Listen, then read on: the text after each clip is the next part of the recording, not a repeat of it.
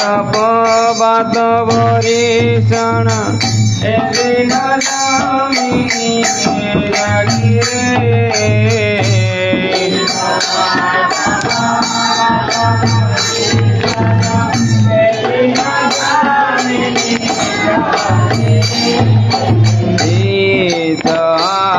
तपवात वरीषण एदिन जामिनी जागी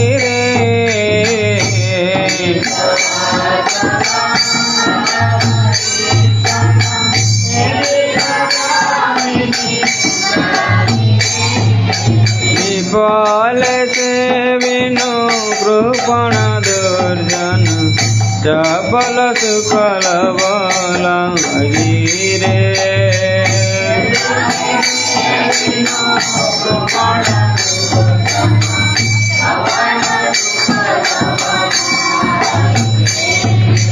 विफल से विनु कृपण दुर्जन सबल सुखल बल गिरे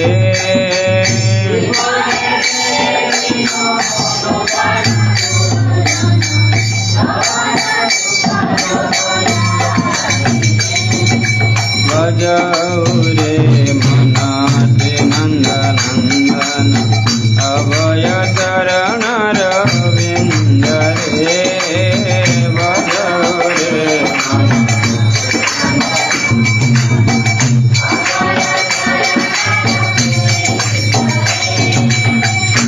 धन यौवन पुत्र परिजन इते खियाते परमति तेरे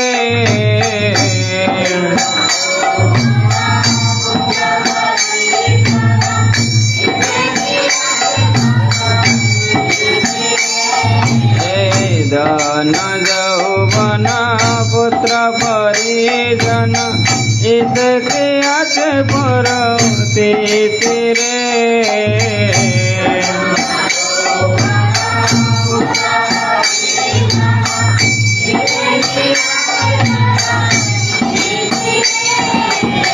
कमल दल दल जीवन टलमल भजहु हरि पदरी फिरे कमल दल दल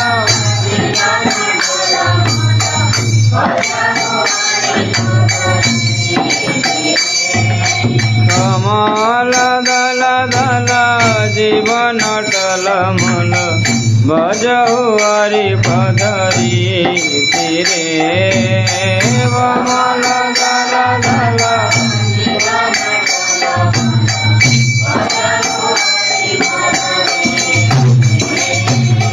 भजौ रे मन नंद नंदन अभय चरण रविंद रे भजौ रे मन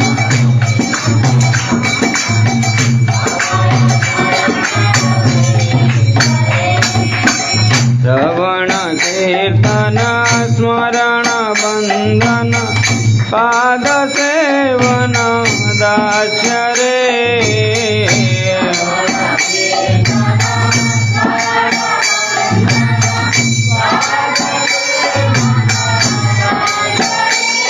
श्रवण कीर्तन स्मरण बंदन पाद सेवन दास्य रे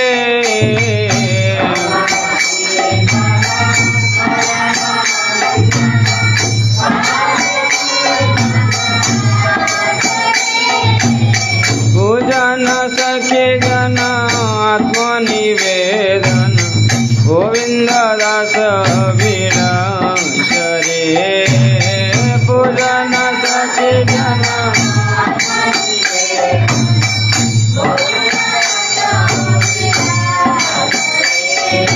पूजन सखी जन आत्मनिवेदन गोविंद दास विलास रे पूजन सखी जन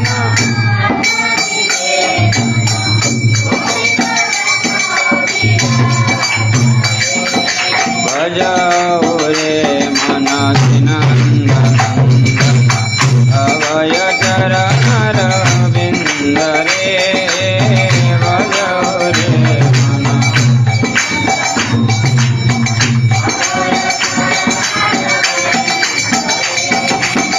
लव मान भजन मदन तर होए भव सिंधु रे लव मान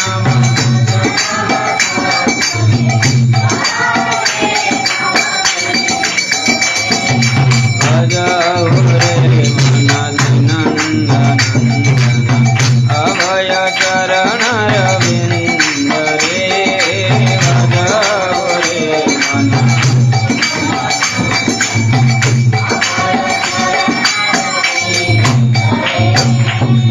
हरे कृष्ण कृष्ण कृष्ण हरे हरे हरे राम राम राम हरे हरे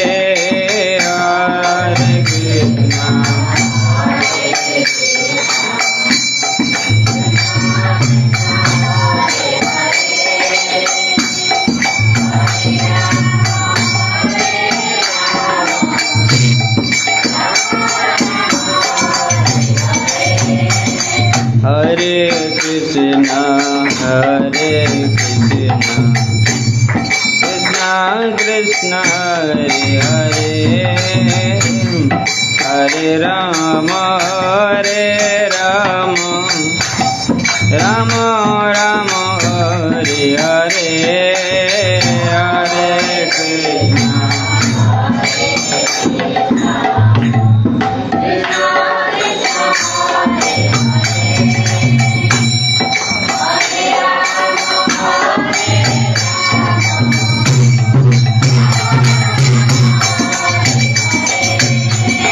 हरे कृष्ण हरे कृष्ण कृष्ण कृष्ण हरे हरे हरे राम राम राम हरे हरे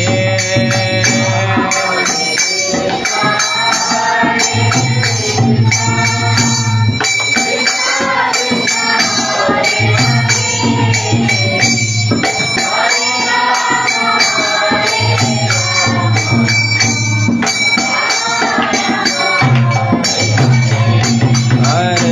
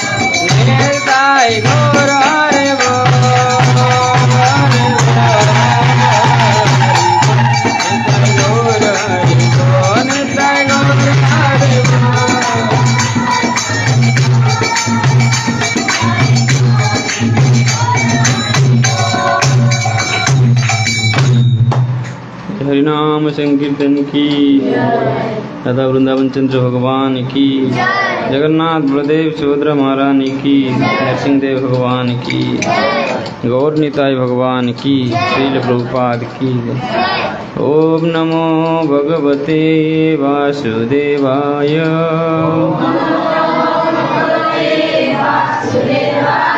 ओम नमो भगवते वासुदेवाय।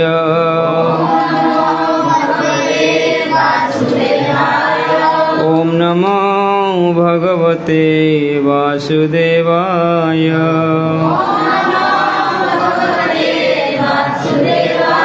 नारायणं नमस्कृत्यं नरं चैव नरोत्तमं देवीं सरस्वती व्यासं ततो जयमुदीरयेत्। नष्टप्रायेषु अभद्रेषु नित्यं भागवत सेवया भगवती उत्तमश्लोके भक्तिर्भवति नैष्टिकी।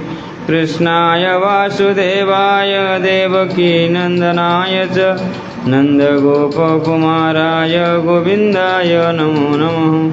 नमो विष्णुपादाय कृष्णपृष्ठाय भूतले श्रीमते भक्तिवेदान्त स्वामिनीति नामिने। नमस्ते सरस्वती देवे गौरवाणी प्रचारिणे निर्विशेष शून्यवादी पाश्चात्य देशतारिणे। जय श्री कृष्ण चैतन्य प्रभु नित्यानंद श्री अद्वैत गदाधर श्रीवासादि गौरभक्तवृंद। हरे कृष्णा कृष्ण कृष्ण हरे हरे, हरे राम राम राम हरे हरे। ज्ञानतिमिरान्धस्य ज्ञानाञ्जन शलाकया चक्षुर्मिलितं येन तस्मै श्रीगुरवे नमः। हरे कृष्ण आज संध्याकालीन रविवार प्रीतिभोजन कार्यक्रम को समस्त स्वागत। आम जो भी भजन टी पढ़ले गाइले से भजन टी अति प्रिय भजन वैष्णव जगत रे प्रभुपाद समस्त वैष्णव मानकर सबुठ अति प्रिय भजन। ए भजन बहुत गुड़े जिनस से रही। भजन टी प्रथम बुझा तापर आम आगे कि शुणा। आम सब प्रथम शुणिले भजन अच्छी भजौरे मन श्रीनंद नंदन अभय चरणार बिंदरे। ये भजन टी समस्त मन रखा दरकार। बहुत सहजरे आटा संस्कृत श्लोक नुह जेहेतु ओडिया भाया बुझी बारंबार ये भजन टी शुणिकी गायकी मन रखा दरकार। तेणु भजन में गोविंद दास बोली जड़े भक्त कहते निज मन को भजगुरे मन श्रीनंद नंदन। ये मन को कहते से मन को आम मन के भजन करने को इच्छा ना मनर। आज भजन करने को इच्छा मन करूँ किंतु आम गोटे बुद्धिर कथा मानिकी मन को टाणी टाणी टाणी टाणी ये आनीचे। तेणु आम बुद्धि बर्तमान बलुआ हो जाए, बुद्धि बलुआ हो जाए। भजगुरे मन श्रीनंद नंदन अभय चरणार बिंदु। कौन भजन करिवो? अभय चरणार बिंद। कहार? जी अभय चरण, जी आमको सबुले निर्भय प्रदान करती, आमर भय जी दूर करती, से होती किए? भगवान। तांकर चरण कमल को आम सब भजन करिया पड़ो। पाद को आम सब ध्यान करिया। भगवान एते सुंदर रूप अच्छी, एते सुंदर मुखमंडल, ताकू ध्यान करिया कहनी, पाद को ध्यान करिया कह। पाद को ध्यान करे जाकि आम मुख को बुझीपर। कहीं ना दुर्लभ मानव जन्म सुसंगे तर हो भव सिंधुरे। ये मानव जन्म होती अति दुर्लभ, सहजरे मिले। आम सब जाचे पढ़ीचे शुणीचे केते थर। हाँ, 84 लक्ष जीवजनी भितर गोटे 4 लक्ष प्रकार जन्म हो मानव जन्म। तेणु दुर्लभ कहुई जो कौ मनीष जन्मटा दुर्लभ ना, जो मनुष्य जन्म आम बर्तमान पाइचे जोटी भजन करने को आमको सुजोग मिली, से ही मनुष्य जन्मटा दुर्लभ। ना तो आम कौटी जा मैंने पृथ्वी को कोण अनुकोण जन्म हवा, तो मेरु जदि मेरुभूमि जन्म, मरुभूमि जन्म हवा कि मरुरे जन्म हवा कि मेरु जन्म हम। कौटी 6 घंटा शोबा, कौटी खाया पीवा मिलनी, दरिद्र हो जन्म ना। किंतु भाग्यवान जो मैंने भक्त होगी भक्ति कर सुजोग मिली। तेणु से दुर्लभ मानव जन्म। तर होए भव सिंधुरे। भव सिंधु हूँ भव है भवर अर्थ कौन भवर है दुख दुखर सागर रु आम मुक्ति पाइबापी भगवान चरणर कमल को ध्यान करिया दरकार। यदि ध्यान न करिया ताले कौन हम भगवान कहते ध्यान न कले कौन हम किसी असुविधा नहीं किंतु जम उंडिकी बसी जम तार जमदूत मानक कही ना से क्या क्या आनी से लिखिक दे जो जो मानकर लिस्ट बन यही लोक मान धरिकी आणबू कार ना जिह्वाना भक्ति भगवत चरणारविंद जार जिह्वार से भगवान गुण ना कर चेतस्ना भक्ति भगवत चरणारविंद जी जिह्वाना भक्ति भगवत गुणनाम ध्येयम चेतस्ना भगवते चरणारविंदम जार मुंड को जे भगवान को पाद नुआईनी जार चित्त को मन को जे भगवान को पाद ध्यान करनी जार जिह्वार से भगवान गुणगान करनी से मान को धरिकी आण जमदूत मान को खोजी खोजी खोजी खोजी से फटे जमदूत मैंने खोजार अभाव नहीं से ये लोक अभाव नहीं जे से पाऊना बहुत लोग मिलुं आम नक आमको जमदूत टाणिकी नहीं जदि करवा कौन हम तर हुए भव सिंधुरे ये भव सिंधुरे आम तरिकी जी भव सिंधु तरी कूड़े जा भगवान पाक जा जो आमको जो भव न केवल भाव थी भव न भाव थी भावर ठाकुर भाव भावग्राही जनार्दन पाक जावाई आम मन को भगवान को पाद पद्म लगे पड़ो।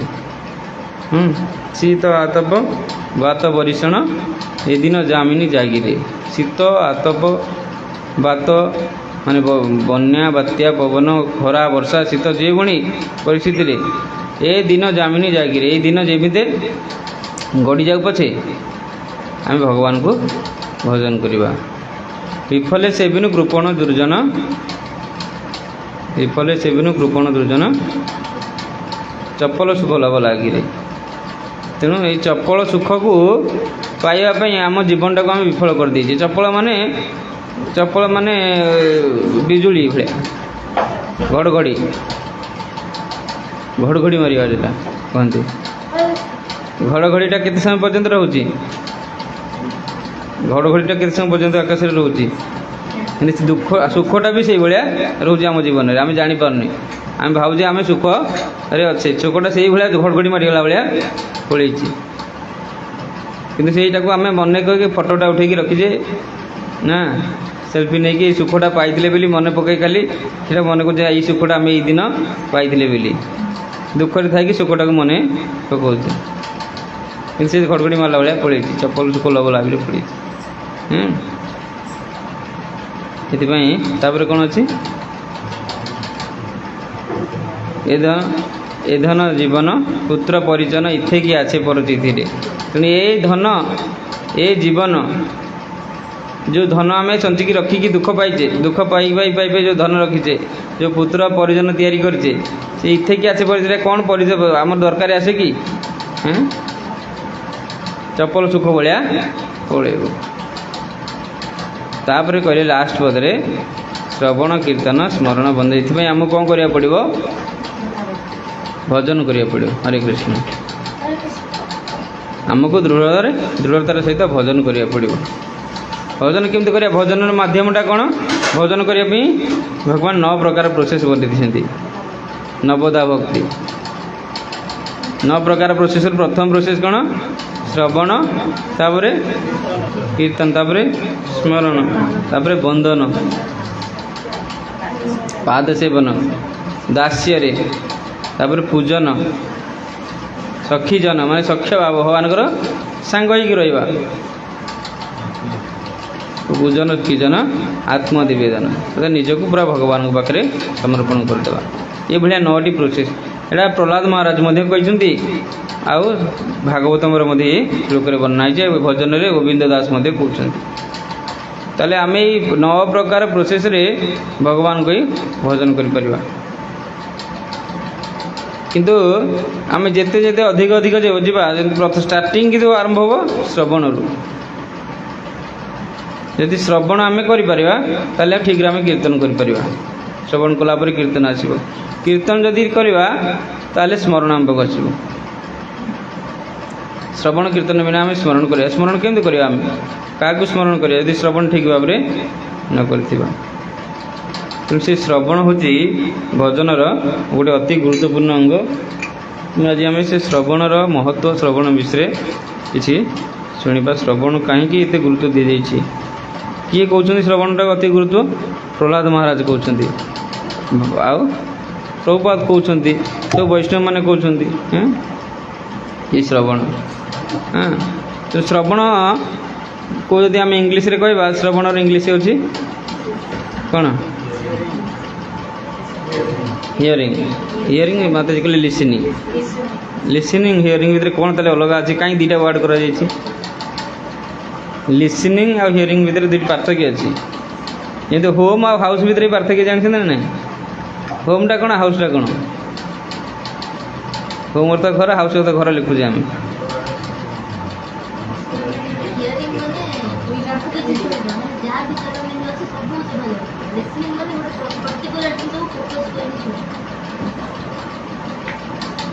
हियरिंग माने हियरिंग विथ अंडरस्टैंडिंग अर्थ बुझिकी शुणा लिसनिंग माने केवल शुणा आम रेडियो शुणुचे लिसनिंग रेडियो हाँ कि न्यूज शुणुचे लिसनिंग न्यूज किंतु हियरिंग माने जोटा आम शुणुचे आम बुझा कहते हियरिंग तेना आम जो लेक्चर करचे लेक्चर शुणुचे कि प्रवचन शुणुचे जहाँ प्रवचन को आम हियरिंग करने आवश्यक लिसनिंग नहीं जदि केवल शुणुचे आउ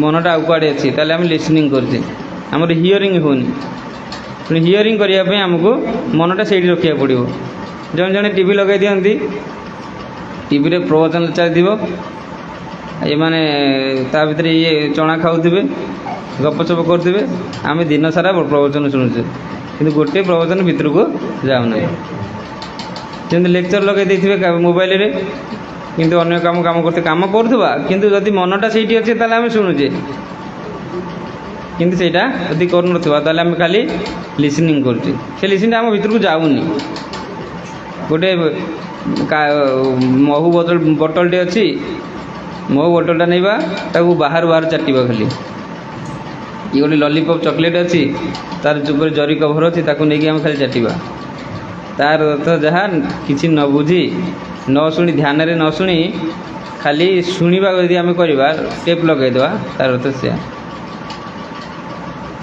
तेणु ता भीतर को न गले आम कि बुझीपर ना से आमको भगवान बेले बेले जड़े जड़े कहते बहुत लोग कहती शुणती कम बहुत कहती कहवाई से बहुत आग्रह किंतु शुणवे कार कथा शुणवे कहवाई कहले से माने दौड़ी केते काम छाड़ी आसिकी सब काम छाड़ी देकी सब कथा भूली जाइए जदि कहवाई शुणापी शुणे तो भगवान आमको किंतु गोटे पार्टी देइछन्ति गोटे जीव देइछन्ति दीटा कान देइछन्ति तार तो कौन तार तो अधिक शुणा ना अधिक कहवा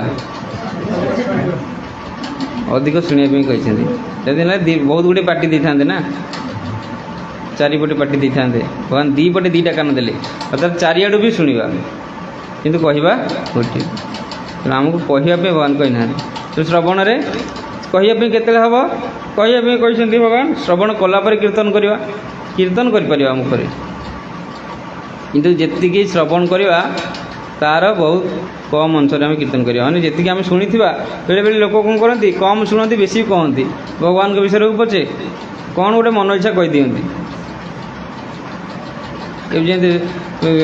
विभिन्न यूट्यूब चैनल खोलिकी बस समस्ते व्यूअर बढ़ापी बहुत गुड़े मसला पुरेकी से बहुत गुड़े कहते शुणी कम तांकर कई गुरु थे कि नथिबे किंतु से बहुत बढ़िया ढंगरे कौन गोटे कौन कर लगे कहते जे तांकर व्यूअर बढ़ी जाऊँगी बहुत लोग देखुं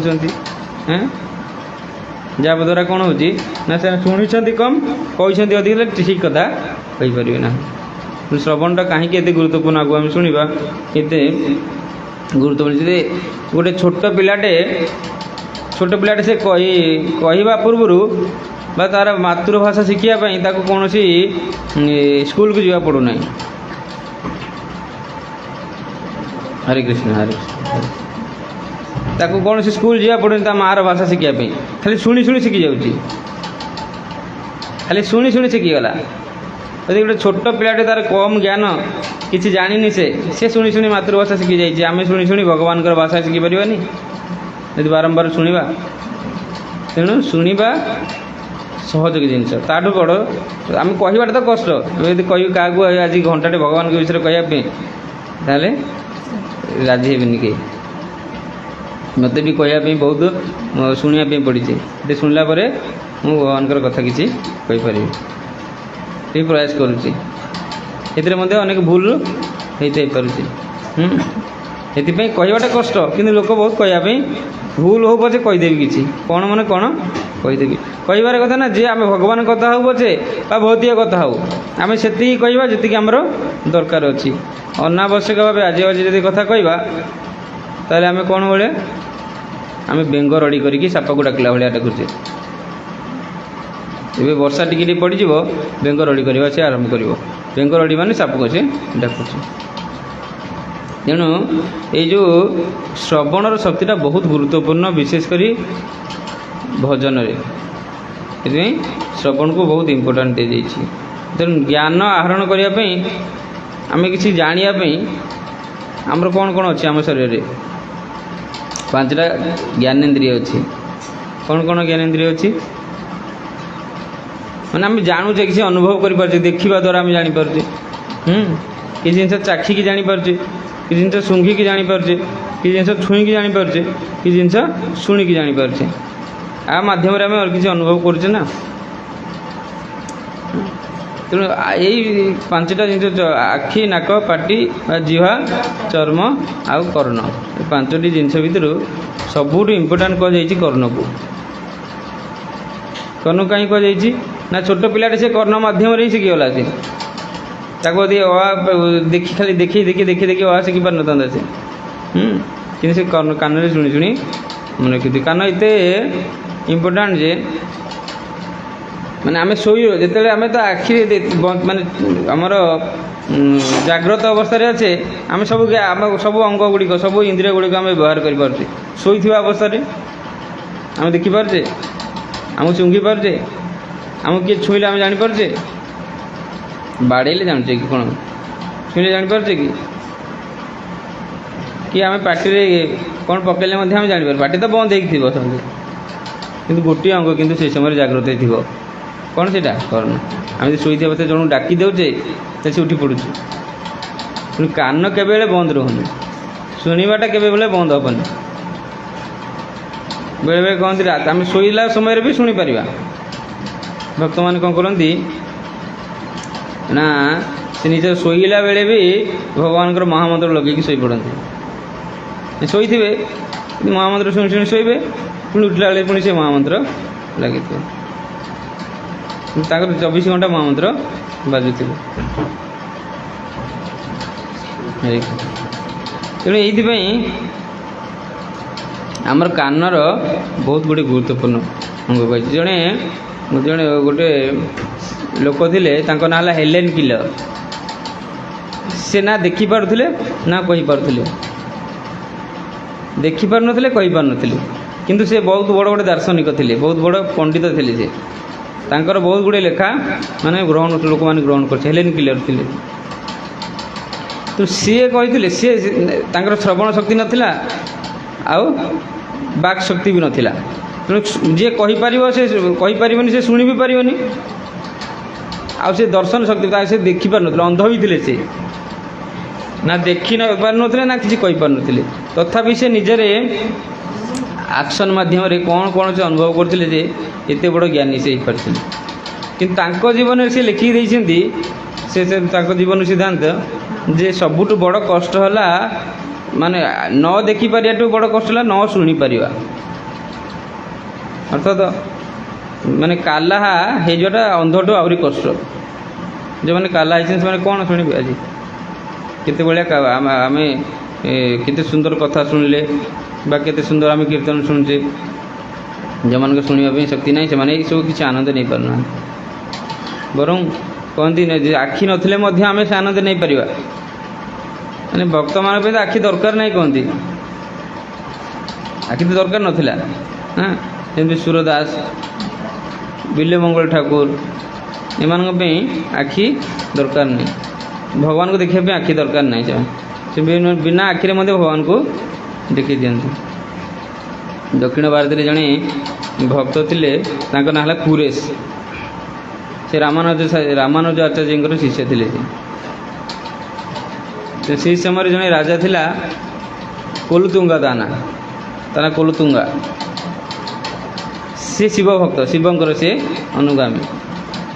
ଆଉ ଦକ୍ଷିଣ ଭାରତରେ ଆଗରୁ ଶିବଙ୍କ ଭକ୍ତ ଆଉ ବିଷ୍ଣୁଙ୍କ ଭକ୍ତ ଭିତରେ ସବୁବେଳେ ଝଗଡ଼ା ଲାଗେ,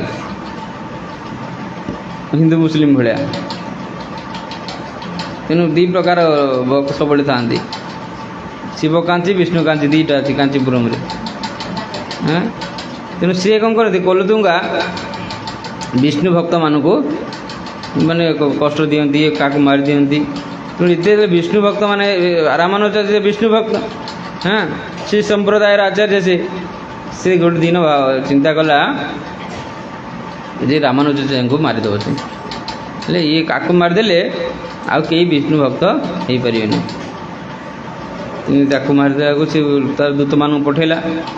ଏ କଥା ତାର ଶିଷ୍ୟ, ଯେ ରାମାନୁଜାଚାର୍ଯ୍ୟଙ୍କର ଶିଷ୍ୟ କୁରେଶ ଜାଣିପାରିଲେ। କହିଲେ ରାମାନୁଜାଚାର୍ଯ୍ୟଙ୍କୁ ମାରିବାକୁ ଆସୁଛନ୍ତି।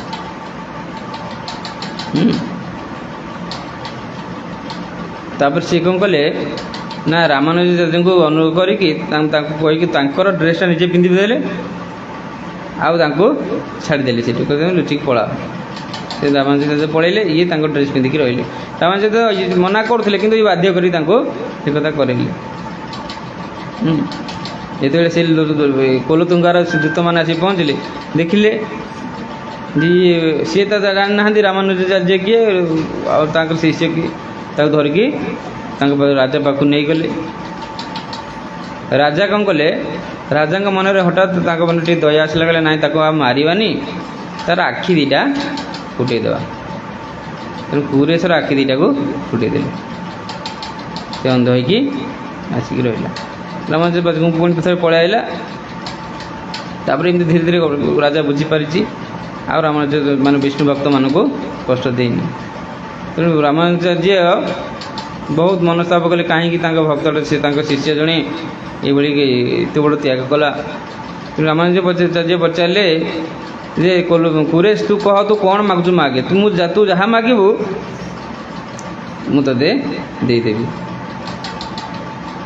ତୁ କ'ଣ ମାଗୁଛୁ ମାଗେ। ସେ କହିଲା ଠିକ୍ ଅଛି, ଯଦି ଆପଣ ଦେବାକୁ ଚାହୁଁଛନ୍ତି ତାହେଲେ ମୋତେ ଏଇ କୃପା କରନ୍ତୁ, ଯେଉଁ କୋଲୁତୁଙ୍ଗା ମୋର ଆଖି ଫୁଟେଇଛି ତାକୁ ଆଗ ଉଦ୍ଧାର କରନ୍ତୁ।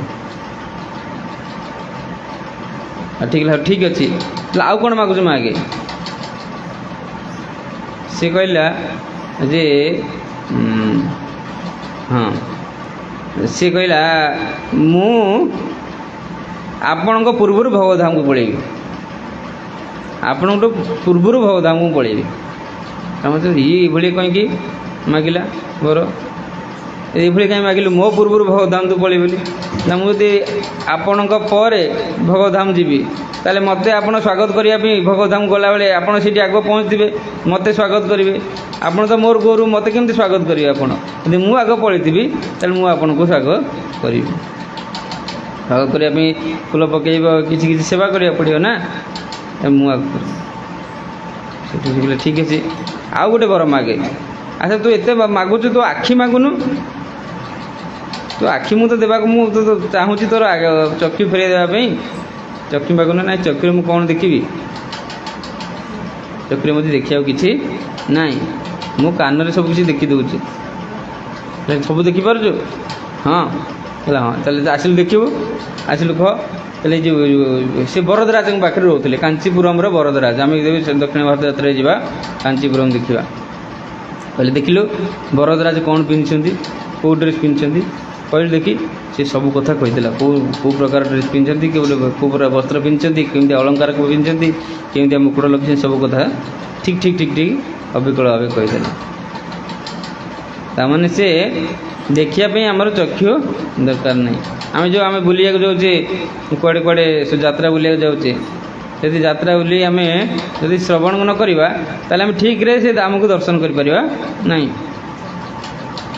ଦଳି ଯାଇଥିଲେ, ଗାଁ ଲୋକଙ୍କୁ ନେଇକି ଯାଇଥିଲେ ରାଧାକୁଣ୍ଡକୁ ଯଦି ଯିବ, ରାଧାକୁଣ୍ଡ କହିକି ଦୁଇଟା ପୋଖରୀ ଦେଖିବାକୁ ଆମ ଆଣିଛନ୍ତି, ଏତେ ବଡ଼ ଗହଳିରେ ଚଲି ଦୁଇଟା ପୋଖରୀ ଦେଖିବାକୁ ଆଣିଛନ୍ତି, ସେ ଗାଳି କରିବେ ଆମକୁ। ତା ବିଷୟରେ ନ ଶୁଣିଲେ ସେମାନେ ଯଦି ତାଙ୍କ ରାଧାକୁଣ୍ଡ ପାଣି ନେଇକି ଟିକେ ହାତରେ ଦେଇ ଟିକେ ପିଅ, ସେମାନେ ପକାଇଦେବେ। ସେମାନେ ମଇଳା ହେଇଯାଉଛି ପାଣି, କଲର ନିଳିଆ ପଡ଼ିଯାଇଛି, ତା ପାଣି ସେ ପିଏନି ଜମା। କିନ୍ତୁ ଦେଖିବେ ଭକ୍ତମାନେ ସବୁ ବଟଲରେ ଭରିକି ରାଧାକୁଣ୍ଡ ଶ୍ୟାମକୁଣ୍ଡରେ ପାଣି ଆଣୁଥିବେ, କାହିଁକି ସେ ଶ୍ରବଣ କରୁନାହାନ୍ତି। ବିନା ଶ୍ରବଣରେ ଆମର ପ୍ରତିଟି କାର୍ଯ୍ୟ ଖରାପ ହେବ, କେବେ ହେଲେ ଆମେ ଠିକ୍ରେ କରିପାରିବା ନାହିଁ। ତେଣୁ ସେଥିପାଇଁ ସିଏ ଯେ ହେଲେନ୍ କିଲର କହିଥିଲେ ସେ ଯେ ଆମକୁ ଯଦି ଶୁଣିବାର ଶକ୍ତି ଆମେ ହରାଇ ଦେଇଛେ, ଆମ ଜୀବନରେ ସବୁଠୁ ବଡ଼ ଜିନିଷ ହରାଇ ଦେଇଛେ।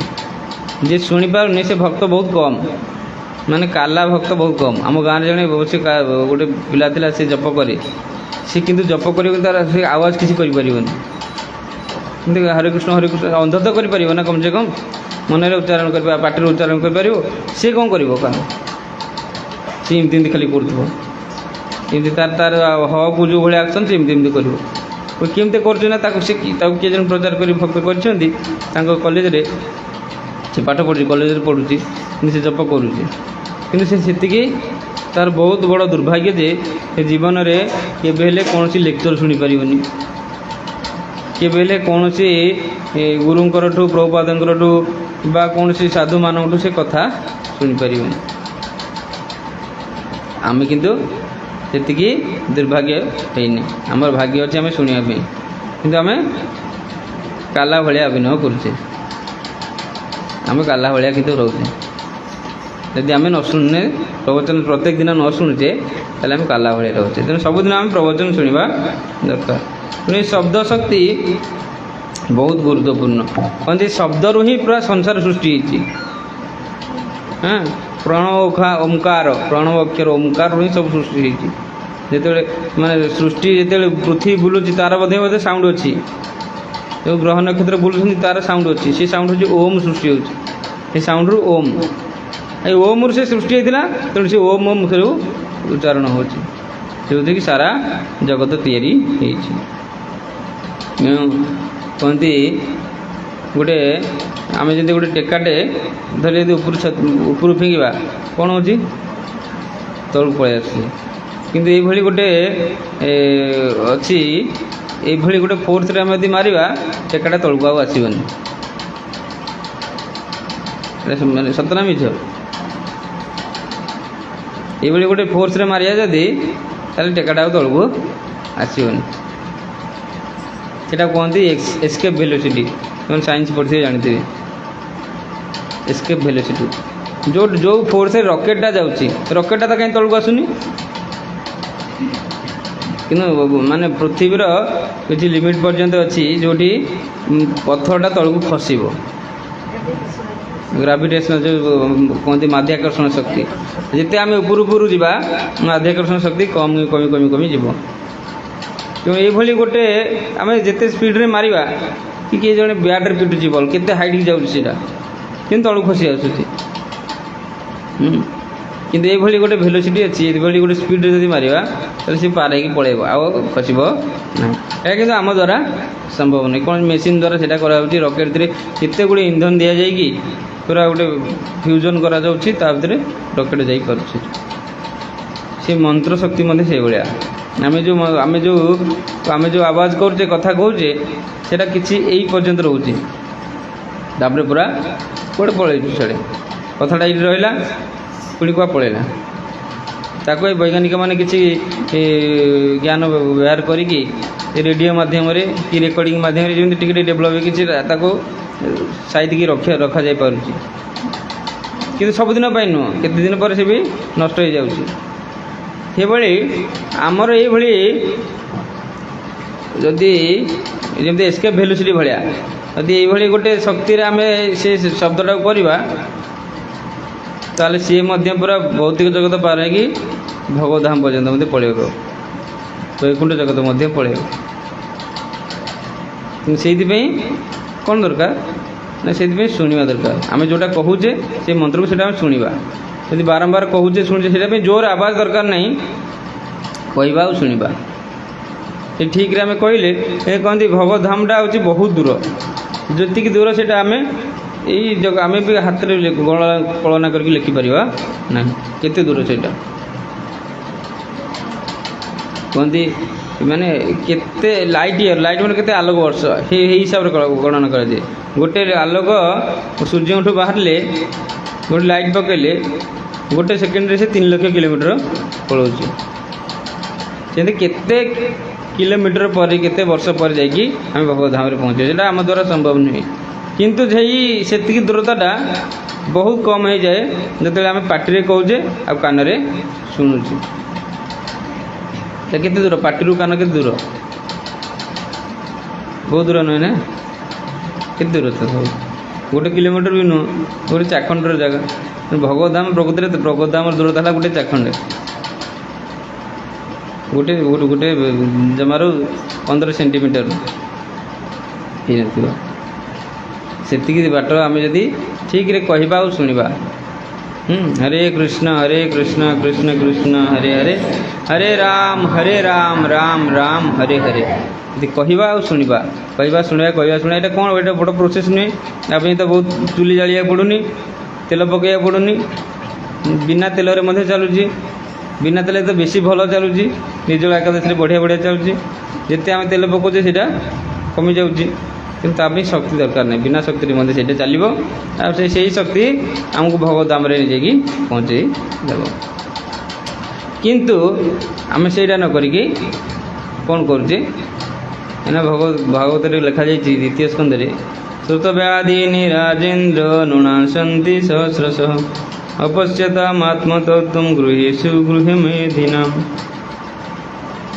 तेणु आम श्रोत व्याधि जोटा कि शुणापी योग्य सेटा न करिकी सहस्र सहस्र कथा आम बाज्य कथा चिंता करुचे बाज्य कथा भितर कौन कौन आम पॉलिटिक्स चिंता करुचे न्यूज देखुचे क्रिकेट आउ एबे तो बहुत गुड़े सोशल मीडिया अनावश्यक भाव रील्स आ कौन टिकटॉक इंस्टाग्राम स्टोरी सब देखी समय नष्ट जाऊँगी हाँ तेणु यही बाटे तो समय आम देखिबार जाऊँगी शुणिबार जाऊँगी कहिबार मध्य बेकार बाज्य कथा कही प्रजल्प आम बहुत समय पलाऊँ कि या द्वारा आम कौन होचे आम गृह गृह मेधी हो जाऊे मेधी माने कौन अजगर आम घरे घरुआ गोटे गृही अजगर आम हो जाए घरे पड़ी पड़ी पड़ी पड़ी मरवा कि मनुष्य जन्म तैयारी मनुष्य जन्म तैयारी कौन भाई मनुष्य जन्म मिली भव सिंधु पार होगापी कि गृह रही गृह मरीगले आमर जीवन सार्थकता है ना पुणी आउ थे गोटे जन जन कॉलेज रे पढ़ला कॉलेज रे पास है बस से ताले कॉलेज रे पढ़ी कौन मूल्य रहा सर सर्टिफिकेट किसी मूल्य रहा कि सर्टिफिकेट नहीं कि जब से कौन से चाकरी अप्लाई कला चाकरी पाइला ता बदल में किसी तार परिश्रम फल आकार किसी दरमा पाइला भल दरमा पाइला ताले से सर्टिफिकेट किसी मूल्य अच्छी कॉलेज रे से पूरा टॉप कॉलेज रे टॉपर हो गला कि से कॉलेज सर्टिफिकेट से रहा से खाली तार पढ़ापढ़ी बंद हो गला से किसी मूल्य ना तेणु आमको जो मिली पढ़ाई गोटे कॉलेज मिली ना कॉलेज हूँ आम मनुष्य शरीर अन्य मैंने पढ़ी पार ना गाई गोरु पशु पक्षी मैंने पढ़ी पार ना आम केवल पढ़ाई गोटे कॉलेज मनुष्य शरीर मिली ताकू पढ़ी आम पार हवा दरकार कड़े जा भगवान को धाम भगवान पाखु जा भगवान पाखु निकटतर हवा जदि न जाई पारे भी ताले आम भगवान अति पाखापाखि हवा तो तापर जाइए आम प्रकृति में सर्टिफिकेट मूल्य अच्छे मनुष्य जन्मर किसी मूल्य अच्छे तेणु से आमको गले निवृत्त तस्वीर उपयोगी माना भव औषधा छोत्र मन अभिराम माने दशम स्कंदर प्रथम अध्याय এই ଶ୍ଳୋକଟି ଆସୁଛି। ଯେତେବେଳେ ପରୀକ୍ଷିତ ମହାରାଜଙ୍କୁ ସୁଖଦେବ ଗୋସ୍ୱାମୀ 4-5ଟା 20-25ଟା ଶ୍ଳୋକରେ କୃଷ୍ଣ କଥା ବର୍ଣ୍ଣନା କରିଦେଲେ ନବମ ଅଧ୍ୟାୟରେ, ନବମ ସ୍କନ୍ଧରେ। କହିଲେ ଏଇଭଳି କୃଷ୍ଣଙ୍କ ଲୀଳା ହେଲା, ଏମିତି କହିକି ସବୁ କିଛି ବର୍ଣ୍ଣନା ସରିଲା। ଏଇଠି ଭାଗବତ ସରିଲା। ଏଠି 3.5 ଦିନ ହେଇଛି। ଆହୁରି କେତେ ଦିନ ବାକି ଅଛି? ଆଉ 3.5 ଦିନ ବାକି ଅଛି ନା। ତେଣୁ ପରୀକ୍ଷିତ ମହାରାଜ କହିଲେ ଆଉ 3.5 ଦିନ କ'ଣ କରିବି ମୁଁ, ଆଉ କେମିତି ବଞ୍ଚିବି? ତେଣୁ ମୋତେ ଆହୁରି ଥରେ ସେଇ କଥା ଭଲ ଭାବରେ କୁହନ୍ତୁ। କାହିଁକି କହିବେ ନା ଏଇଟା ଗୋଟେ ଭବ ଔଷଧ। ଆମେ ଯେଉଁ ଭବ ରୋଗ, ହରେ କୃଷ୍ଣ, এইটা ଗୋଟେ ଭବ ରୋଗ ପାଇଁ ଗୋଟେ ଔଷଧ। ହରେ କୃଷ୍ଣ, ପ୍ରଣାମ କରିବି। ପଳେଇବେ ପଳେଇବେ, ପ୍ରସାଦ ଦେଇଦେବି। ପ୍ରସାଦ ବାହାରେ ଅପେକ୍ଷା କର, ପ୍ରସାଦ ଦେଇଦେବି। ଘନଶ୍ୟାମ ତମେ ପ୍ରସାଦ ବାଡ଼ିକି ସେଟା ଦେଇଦେବି। ତେଣୁ ଏଇ ପ୍ରକୃତରେ ଏଇ କୃଷ୍ଣ କଥା, ହରି କଥା, ଇଏ ସାଧାରଣ ଯେ ଭଗବାନଙ୍କୁ ପାଇବା ପାଇଁ ନୁହେଁ। ଇଏ ଗୋଟେ ଔଷଧ ଭଳିଆ। ଏଇ ଯେତେ ଔଷଧ ଆମେ ଖାଉଛେ ସେତେ ରୋଗ ଆମେ ଭଲ ହେଇଯାଉଛି। ଔଷଧ ଖାଇବା ମାତ୍ରେ ରୋଗ ଅଟୋମେଟିକ୍ ଭଲ ହେଇ ଚାଲିଛି। ତେଣୁ ଆମେ ଯେତେବେଳେ କଥା ଶୁଣୁଛେ ଆମେ ଭାବୁଛେ ଆମେ କିଛି ହେଉନି ପରିବର୍ତ୍ତନ ପ୍ରକୃତରେ ହେଉଛି। ହେଉଛି କେମିତି ନା ଧୀରେ ଧୀରେ ଆମର ମନରେ ଭଗବାନ ପ୍ରତି ରତି ବା ପ୍ରେମ ଜାଗ୍ରତ ହେଉଛି। ଆମେ ଜାଣିପାରୁନି, ଆମକୁ ଧୀରେ ଧୀରେ ସବୁ ଭଲ ଲାଗୁଛି। ଆସିବା ଭଗବାନଙ୍କର ଭଜନ ଶୁଣିବା, ଭଗବାନଙ୍କର ଭଜନ କୀର୍ତ୍ତନ କରିବା, ଧୀରେ ଧୀରେ ଭଲ ଲାଗୁଛି। ଆମ ମନରେ ଆମର ରୋଗ ଧୀରେ ଧୀରେ କମୁଛି। ଆଉ ଯେ ଏଇଟା ଗୋଟେ ବଟିକା ଖାଇଦେଲେ ସାଙ୍ଗେ ସାଙ୍ଗେ ଭଲ ହେଇଗଲା, ସେମିତି ତ କିଛି ମେଡ଼ିସିନ ନାହିଁ ନା। ମେଡ଼ିସିନ ଧୀରେ ଧୀରେ କମୁଛି। ତେଣୁ ଇଏ କୃଷ୍ଣ କଥା ଗୋଟେ ପ୍ରକୃତରେ ଔଷଧ ଟାଇପ୍। ଏଇ ଔଷଧ ମଧ୍ୟ ଯେତେ ଆମେ ଶୁଣିବା ସେତେ ଆମର ରୋଗ ଗୁଡ଼ିକ ଭଲ ହେଇଯିବ। ଗୋଟେ ପ୍ରସିଦ୍ଧ ଷ୍ଟୋରି ଅଛି, ଷ୍ଟୋରି ନୁହେଁ, ସେ ପ୍ରକୃତ ସତ୍ୟ ଘଟଣା। କେମିତି ରୋଗ ଭଲ ହେଉଛି। ଗୋଟେ ଚୋର ଥିଲା। ସେ ଚୋର ଥରେ ବୃନ୍ଦାବନ ଯାଇ ଚୋରି କରିବାକୁ ଇଚ୍ଛା କଲା। ବୃନ୍ଦାବନ ଚୋରି କରିବା ପୂର୍ବରୁ ଗୋଟେ ଦିନରେ ପଶିଗଲା ଗୋଟେ ମନ୍ଦିରରେ। ବୃନ୍ଦାବନ ଚୋରି କରିନି, ଗୋଟେ ମନ୍ଦିରରେ ଯାଇକି ସେ ଚୋରି କରିବ ବୋଲି ଇଚ୍ଛା କଲା। ସେ ମନ୍ଦିରରେ କ'ଣ ଚାଲିଛି? ମନ୍ଦିରରେ ପ୍ରବଚନ ଚାଲିଛି। ସାଧୁ ବାବା ଆସିକି ପ୍ରବଚନ କରୁଛନ୍ତି। ତେଣୁ ଇଏ ବସିଲା। ଚୋର ତ ଆଉ କ'ଣ ଚୋର ଲେଖିକି ଯିବ କି? ମୁଁ ଚୋର ବୋଲି ଲେଖିକି ଯିବ କି? ଗୋଟେ ସାଧୁ ବେଶରେ ଯାଇଥିବ ନା, ଭଲ ଭଦ୍ର ଲୋକ ବେଶରେ ଯାଇକି ଆଗ ବସିଲା।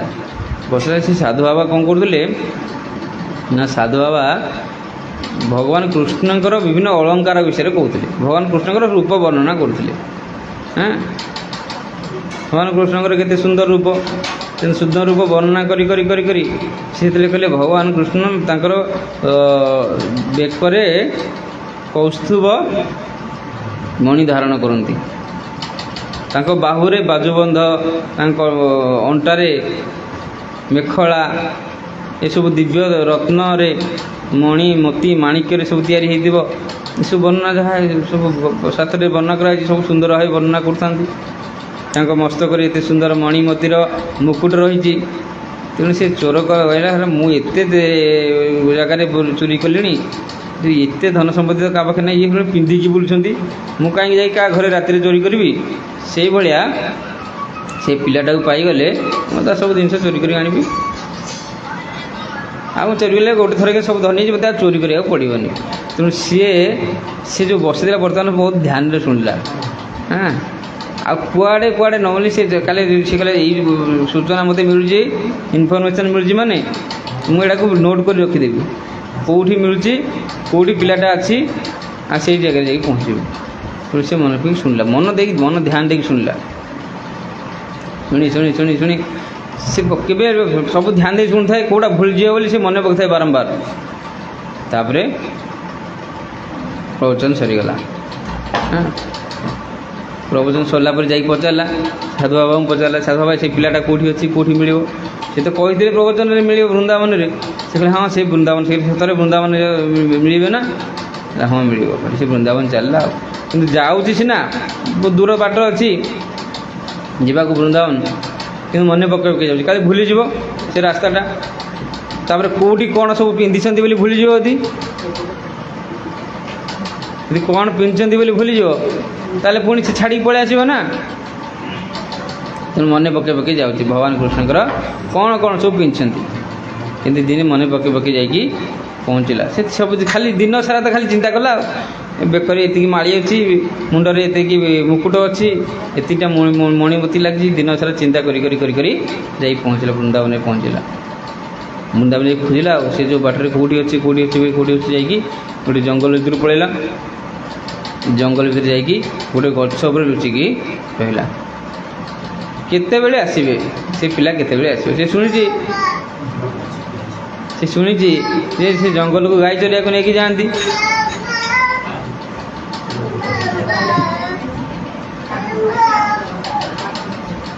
ସେ ଜଙ୍ଗଲକୁ ଗାଈ ଚରିକି ଆସନ୍ତି। ଗାଈ ଚରିଲା ବେଳେ କ'ଣ କରନ୍ତି ଭଗବାନ ଜାଣିଛନ୍ତି ନା? ଯଶୋଦା ମା କ'ଣ କରନ୍ତି, ତାଙ୍କୁ ସବୁ ଅଳଙ୍କାର ପିନ୍ଧେଇକି ଛାଡ଼ିବେ। ତାଙ୍କ ତ ଅଳଙ୍କାର ଅଭାବ ନାହିଁ। ସେ ଅଳଙ୍କାର ନେଇକି ସେ କ'ଣ କରିବେ, ସେ ଅଳଙ୍କାର ସବୁ ଖୋଲିଦେବେ, ଖୋଲି ଗୋଟେ ଜାଗାରେ ରଖିଦେବେ। ଏଇ ଯେତେକ ସବୁ ଗୋପାଳ ବାଳକମାନେ ଥିବେ ତାଙ୍କୁ ନେଇକି ଗୋଟେ ଫୁଲର ମାଳ କରିକି ତା ହାତରେ ବାନ୍ଧିବେ, ଗୋଟେ ଡାଳ ଆଣିକି ତାଙ୍କ ମୁଣ୍ଡରେ ଖୋସିବେ, ଗୋଟେ ମୟୂର ପକ୍ଷୀଥିବ ତାର ଲାଞ୍ଜଟାକୁ ଛିଡ଼ି ଦେଇକି ତାକୁ ଆଣିକି ଖୋସିବେ। ଏଇଭଳିଆ ସବୁ ତାଙ୍କୁ ବେଶ କରିବେ। ତାଙ୍କୁ ବହୁତ ଭଲ ଲାଗେ, ଅଳଙ୍କାର ସବୁ ଥୋଇଥିବେ। ତେଣୁ ସିଏ କହିଲା ଏଇ ପିଲାଟା କେତେବେଳେ ଆସିବ, କେତେବେଳେ ଆସିଲେ ମୁଁ ତାର ଅଳଙ୍କାର ସବୁ ଚୋରି କରିବି। ସେ ଲୁଚିକି ରହିଲା ଆଉ। କିନ୍ତୁ ଏଇ ଘଟଣା ସମୟରେ ଭଗବାନ କୃଷ୍ଣ ପ୍ରକୃତରେ ନଥିଲେ। ତାର ବହୁତ ବର୍ଷ ପରେ ଘଟଣା, ଏଇଟା ସତ୍ୟ ଘଟଣା, ଏଇଟା ଭକ୍ତ ଚରିତ୍ରରେ ଏସବୁ ଘଟଣା ଲେଖା ହେଇଛି। କଳିଯୁଗରେ ଏବେକାର ଘଟଣା ସବୁ। କିନ୍ତୁ ସତକୁ ସତ ସେ ଭଗବାନଙ୍କୁ ଦେଖିଲେ, ସେ ଦେଖିପାରିଲେ ଯେ ଭଗବାନ ଆସୁଛନ୍ତି ଗାଈ ଚରିକି ଆସୁଛନ୍ତି। ଏଥିରେ ଗାଈ ଚରାନ୍ତି ଭଗବାନ ଆମ ଭଳିଆ ଏ ଗୌଡ଼ ଭଳିଆ ଗାଈ ଚରାନ୍ତିନି। ସେ ଗାଈ ଆଗରେ ଯିବେ, ଗାଈମାନେ ତାଙ୍କ ପଛ ପଛେ ଆସିବେ। ଆମ ଗାଈମାନେ ଏମିତି ଆମ ପଛ ପଛେ ଆସିପାରିବେ? ସେ କୁଆଡ଼େ ପଳେଇଥିବେ। ତେଣୁ ଇଏ ବଂଶୀ ବଜେଇବେ ଯେ ଆଗରେ ଯିବେ, ଗାଈମାନେ ସବୁ ତାଙ୍କର 9 ଲକ୍ଷ 10 ଲକ୍ଷ ଗାଈ ଯାହା ସବୁ ଥିଲା ସବୁ ସେମାନେ ପଛେ ପଛେ ଆସିବେ। ଇଏ ଦେଖିଲେ ଯେ ଆଗ ଗାଈ ଆସୁଛନ୍ତି, ଗାଈ ଆଗରେ ଗୋଟେ ସୁନ୍ଦର ବାଳକଟେ ଚାଲି ଯାଉଛି। ଦେଖିବାକୁ ବହୁତ ସୁନ୍ଦର। ସେ ଯେତିକି ଶୁଣିଥିଲା ତାଠୁ ଅଧିକ ସୁନ୍ଦର, ତାଠୁ ଅଧିକ ଶୁଣିଥିଲା। ସେ ଯେତିକି ଶୁଣିଥିଲା ତାଠୁ ସେ ଅଧିକ ଶୁଣିବା କଥାଟାକୁ ମନେ ପକେଇ ଯାଇଛି। ମାନେ ସେ ଆହୁରି ତାକୁ ତାର ଭାବ ପଳେଇ ଆସିଛି। ପ୍ରକୃତରେ ଭଗବାନ ଶ୍ରୀକୃଷ୍ଣ ସେ ନଥିଲେ, କିନ୍ତୁ ଏତେ ସେ ତଲ୍ଲୀନ ହୋଇଯାଇଛି ଯେ ଶୁଣି ବର୍ତ୍ତମାନ ସତକୁ ସତ ତାକୁ ଦେଖାଯାଉଛନ୍ତି। ଭଗବାନ ସତକୁ ସତ ତାକୁ ଦେଖିବାକୁ ଆସିଛନ୍ତି।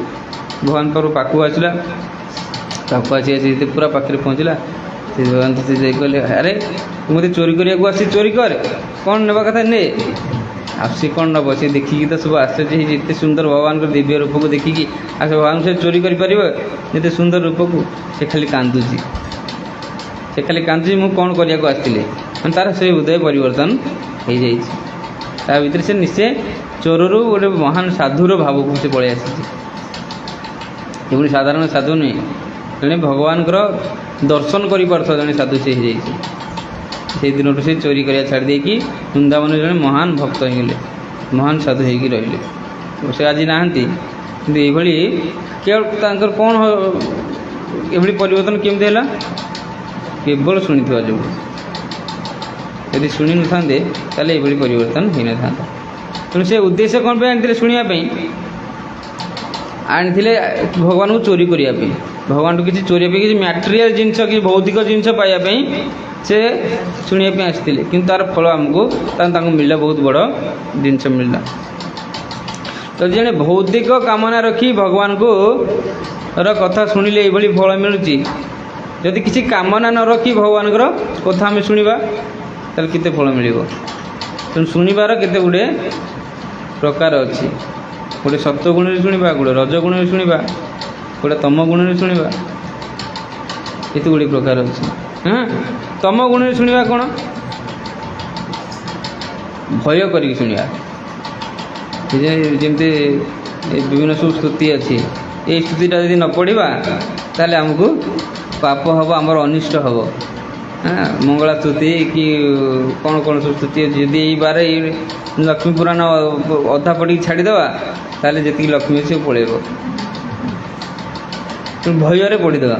ଯଦି ଲକ୍ଷ୍ମୀ ପୁରାଣ ଗୁରୁବାର ଲକ୍ଷ୍ମୀ ପୂଜା ହେଇଛି, ଯଦି ନ ପଢ଼ିବା ତାହେଲେ ଆମର ଅନିଷ୍ଟ ହେବ। ଏସବୁ ଅଛି ନା, ଭୟ କରିକି ପଢ଼ିବା। ତାହେଲେ ଏ ଭୟରେ ପଡ଼ୁଛି। ଏ ବି ଭଗବାନଙ୍କର ଭଜନ। ଲୋକ ଭୟରେ ଆସୁଛନ୍ତି। ଲୋକ ଜନ୍ମାଷ୍ଟମୀ କରି, ଯଦି ଜନ୍ମାଷ୍ଟମୀ ନ କରିବା ତାହେଲେ ଅନିଷ୍ଟ ହେବ। ସେଇ ଡରରେ ନଡ଼ିଆ କଦଳୀ ଧରିକି ଏ ମନ୍ଦିରକୁ ପଳେଇବେ।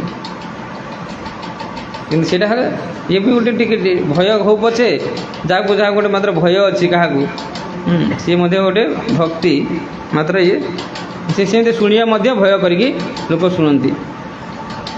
ଗାଁ ମାନଙ୍କରେ ସବୁ କ'ଣ କ'ଣ ହେଇଥିବ, ସବୁ ପୂଜା ବ୍ରତ ଓଷା ସବୁ ହେଉଥିବ, ଜଣେ ପଢ଼ିବ ଆଉ ସମସ୍ତେ ଶୁଣିବେ। ଏ ଗୀତଟାକୁ ସବୁ ବର୍ଷ ପଢ଼ା ହେଉଥିବ, ସେ ବହି ଅସରପା ଖାଇକି ମୂଷା ଖାଇକି ନଷ୍ଟ ହେଇଯାଇଥିବ, ପୁଣି ସେ ବହି କାଢ଼ିକି ପଢ଼ା ହେବେ ଆଉ ସମସ୍ତେ ଶୁଣିବାକୁ ପଡ଼ିବ ବାଧ୍ୟରେ। ଯଦି ନ ଶୁଣିବା ତାହେଲେ ଅନିଷ୍ଟ ହେବ।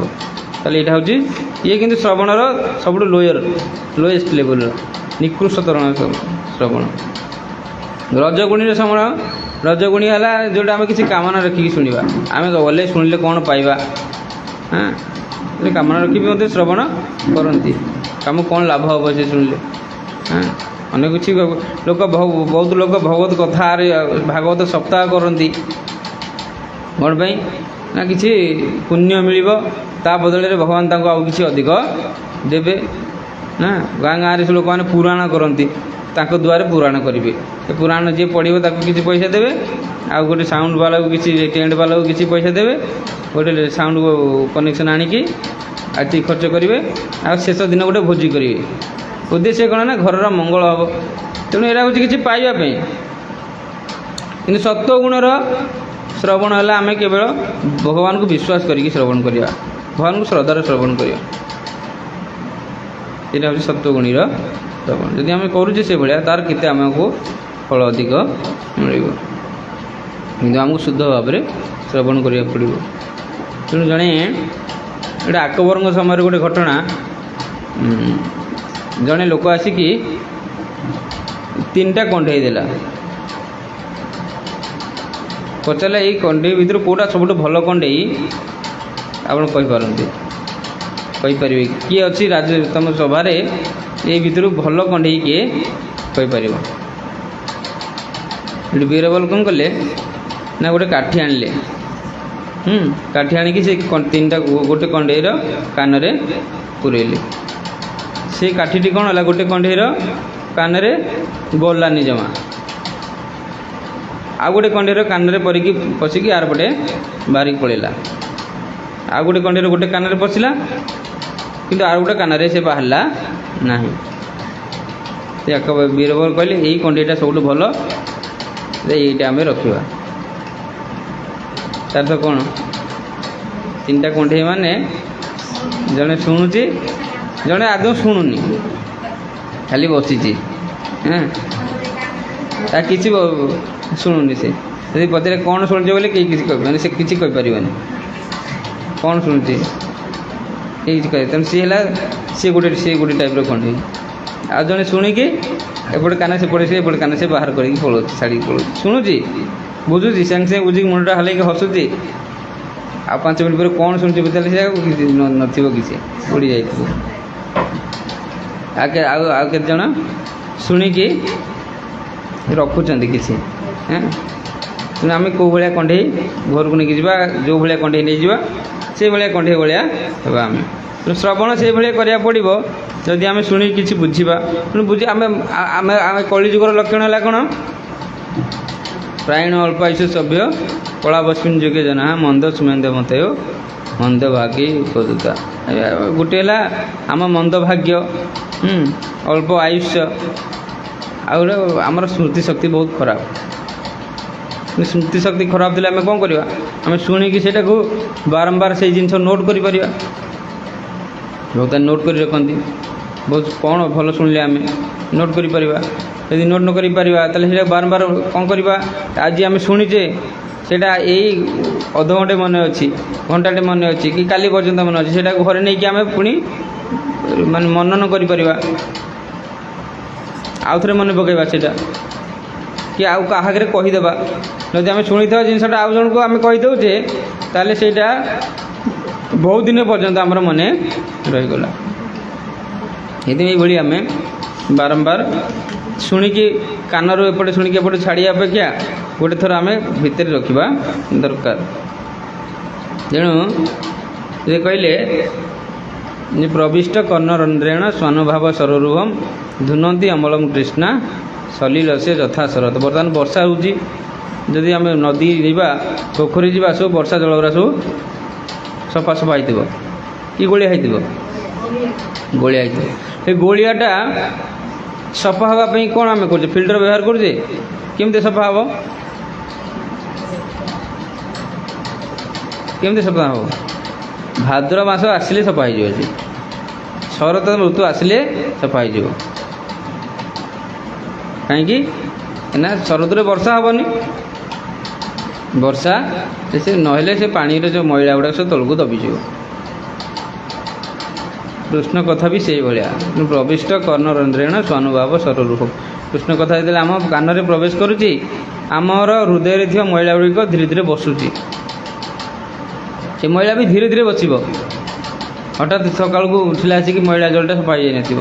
ଧୀରେ ଧୀରେ ଧୀରେ ଧୀରେ ଧୀରେ ଧୀରେ ବସିବ। ତ ଆମେ କର୍ଣ୍ଣରନ୍ଧ୍ରରେ ଶ୍ରବଣ କରୁଛେ ମାନେ କର୍ଣ୍ଣରେ ଆମର ମଇଳା ଗୁଡ଼ିକ, ଆମ ହୃଦୟର ମଇଳା ଗୁଡ଼ିକ ଧୀରେ ଧୀରେ ଦବୁଛି, ତଳେ ବସିକି ରହୁଛି। ପୁଣି ଯଦି ଆମେ ଘାଣ୍ଟିବା, କେମିତି ଘାଣ୍ଟିବା? ଆମେ ଏକରେ କର୍ଣ୍ଣ କଥା, କର୍ଣ୍ଣରେ ହରି କଥା ଶୁଣୁଛେ, କିନ୍ତୁ ବେଳେବେଳେ ମାୟା କଥା ମଧ୍ୟ ଶୁଣିବାକୁ ଇଚ୍ଛା ହେଉଛି। ସବୁ ଦବି ଯାଇଛି ଏରା ସବୁ। ତେଣୁ ଆମେ ମାୟା କଥା ମାନେ ଖୋଜୁଛେ ସର୍ଚ୍ଚରେ, କି ମୋବାଇଲ ଖୋଲିକି ବେଳେବେଳେ ମାୟା କଥା ନ୍ୟୁଜ୍ ଶୁଣି ଦେଉଛେ, କି କ୍ରିକେଟ୍ ଶୁଣି ଦେଉଛେ। ତାମାନେ ସେଇ ବାଟେ ଆମେ ସେଇ ଯେଉଁ ବସିଥିବା ମଇଳାକୁ ଟିକେ ଘାଣ୍ଟି ଦେଉଛେ।